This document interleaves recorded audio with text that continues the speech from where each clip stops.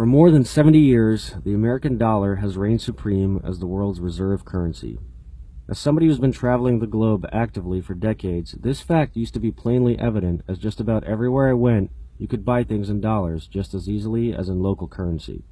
On a recent trip to China, however, I noticed something strange. Items for sale in the duty-free, which had been priced in dollars, were now priced in euros. To many tourists, this may have been an afterthought, but to me, it signaled a frightening transition. The dollar was losing its ground. People in foreign lands, who had once treated the dollar as if it were gold, were looking for alternatives.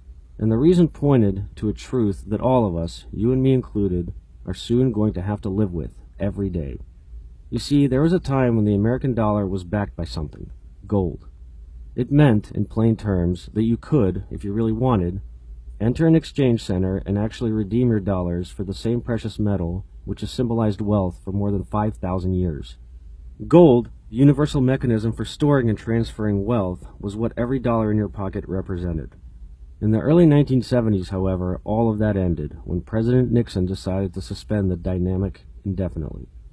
That was the moment when the dollar, no longer backed by gold, began its decades-long transition into what was essentially an imaginary currency. When Nixon made the historic decision, the danger of debasing the dollar into non-existence wasn't much of a threat. Thanks to World War II, the world was flooded with American-made goods and commodities, and traded those goods and commodities using dollars.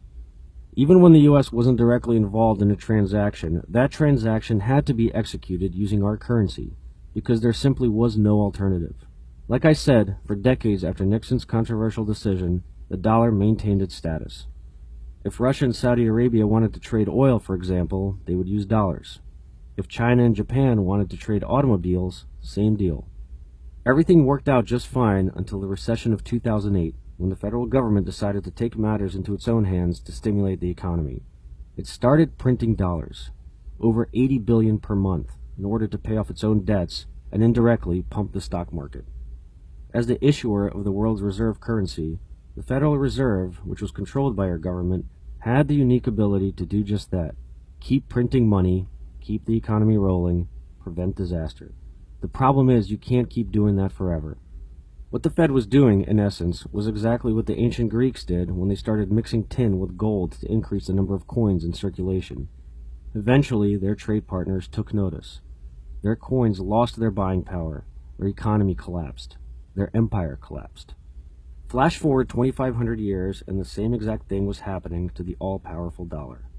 More dollars printed, but no value added, to the tune of 10 trillion. With the world's dollar supply more than doubled, but no gold or anything else of real value to back it up, the practical worth of every individual dollar out there was cut in half. You didn't feel this loss of wealth immediately because, just like it did with the Greeks, it would take time, years, before the truth caught up to the illusion. That moment, however, is now here. The first step: nations start doing business in other currencies, bypassing the dollar entirely because of its instability. And who could blame them? To date, more than 30 nations, including major world economies like China, Russia, and Australia, have signed bilateral agreements to trade using something besides our dollars. Contracts to trade oil and other essential commodities in currencies such as the Chinese yuan are now in place. That takes away our ability to simply print our way out of recession. It dilutes our economic hold over the world. It will, soon enough, dilute your ability to buy things you need, like milk and bread. A temporary solution, taken to the extreme, has undone decades of empire building and is now threatening widespread societal collapse right here at home. If what I'm saying sounds like panic or alarmism, trust me, it's not.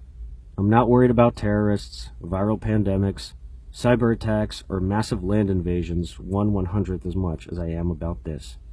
It's the quiet crisis that we've been steadily walking towards since 2008. The crisis that's been developing right under our noses as our government convinced us at every opportunity that things were getting better. And the worst part is, when this does come, nobody in the know will be shocked. Currency debasing has been the cause of many of history's greatest collapses. Ancient Greece, which I already mentioned, ancient Rome, even 20th century Germany went through the same thing. When the Weimar Republic inflated the Deutschmark to the point where people had to cart around their money in wheelbarrows, the nation fell into chaos. led directly to the rise of Adolf Hitler, and a few years later it led to the start of the Second World War. That's how real the problem is. Your own family members who fought in that war saw it with their own eyes. Make no mistake, it's coming. It's past the point of no return. Our biggest trade partners are already preparing for it. It's time that you started to prepare as well, or prepare to face the consequences. If you like this video, please make sure to subscribe to the Wealth Daily YouTube channel using the button below. For even more investing tips and commentary, sign up for our free newsletter right here.